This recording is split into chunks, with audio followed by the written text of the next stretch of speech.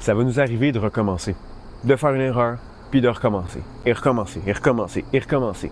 Mais c'est drôle, mais même dans ces vidéos-là, des fois ça peut me prendre une quinzaine, une vingtaine, une trentaine de minutes à répéter, à recommencer, tout simplement parce que je m'enfarge dans mes mots, parce que la tournure de phrase ne fonctionnait pas, ou je fais d'autres erreurs. Mais regarde, si je veux éventuellement réussir à le faire, il faut que je répète, il faut que je continue. Mais peut-être dans le moment, oui, c'est frustrant. Mais à long terme, éventuellement, à force de recommencer, ces erreurs-là, ils ne seront plus aussi répétitives. On ne les fera pas aussi souvent, tout simplement parce qu'on va avoir répété, répété, répété.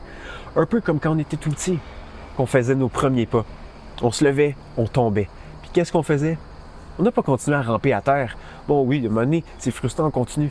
Mais après un certain temps, on continue de se relever. On continue de se relever, on essaye, jusqu'à temps qu'éventuellement, on marche sans même y penser. Ça devient un automatisme.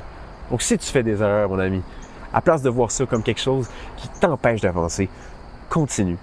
Continue de marcher, répète, répète et répète et analyse-toi, regarde-toi, prends le temps de reculer.